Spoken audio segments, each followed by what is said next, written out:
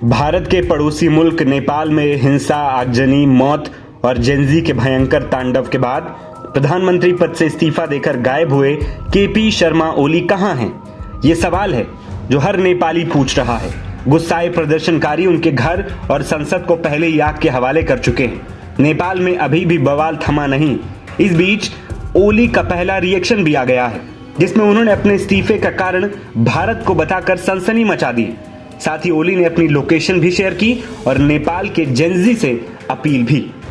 बुधवार 10 सितंबर को जारी एक बयान में ओपी ने खुलासा किया कि वो वर्तमान में नेपाल सेना के शिवपुरी बैरक में हैं।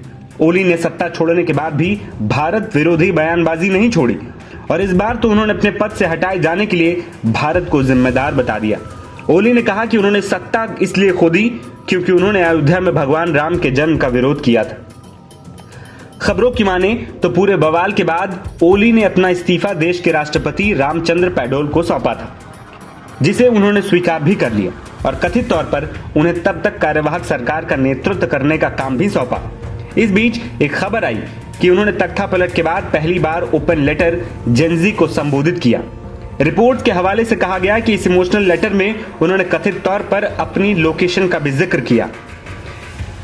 इस लेटर में इस्तीफे का जिक्र करते हुए ओली ने कहा कि लिपुलेख, कालापानी और लिपियानधुरा का मुद्दा नहीं उठा होता तो वो सत्ता में बने रहते। ऐतिहासिक रूप से भारत का हिस्सा रही इन जगहों को नेपाल अपना क्षेत्र बताता रहा है। केपी शर्मा ओली ने अपने बयान के जरिए उन रिपोर्टों का खंडन भी किया जिनमें दावा किया गया था कि वो देश छोड़कर भाग गए।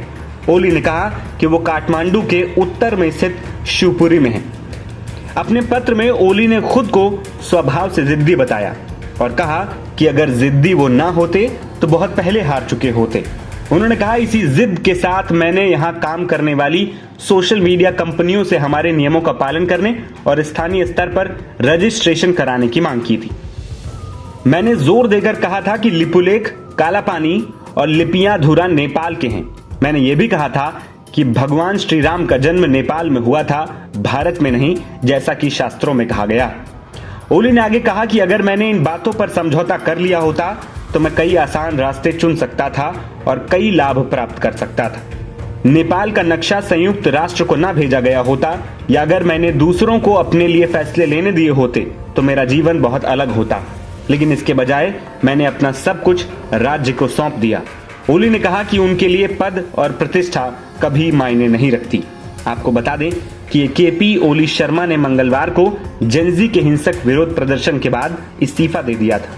नेपाल के युवा भ्रष्टाचार के खिलाफ लंबे समय से प्रदर्शन कर रहे थे। इन प्रदर्शनों को ओली सरकार के सोशल मीडिया प्लेटफॉर्म पर रोक लगाने के फैसले ने भड़का दिया और सोमवार को राजधानी की सड़कों पर प्रदर्शनकारी उतरे। इस दौरान पुलिस ने बल प्रयोग किया, जिसमें कम से कम 19 लोगों की मौत हो गई। देर रात तक ओली सरकार ने डैमेज कंट्रोल करने के लिए सोशल मीडिया प्लेटफॉर्म पर प्रतिबंध का फैसला वापस जरूर लिया, लेकिन यह युवाओं के गुस्से को शांत नहीं कर सका। मंगलवार को जेनजी प्रदर्शनकारियों ने राजधानी पर कब्जा कर लिया और संसद, राष्ट्रपति भवन और सुप्रीम कोर्ट समेत प्रमुख इमारतों में आग लगा दी। राष्ट्रपति रामचंद्र पैडोल ने और प्रधानमंत्री केपी ओली शर्मा को सेना ने सुरक्षित निकाला। आखिरकार दबाव बढ़ता देख ओली ने अपना इस्तीफा राष्ट्रपति को भेज दिया। फिलहाल जाते जाते भी अपनी आदत से मजबूर ओली ने भारत पर जहर उगला है। नवभारत टाइम्स की रिपोर्ट।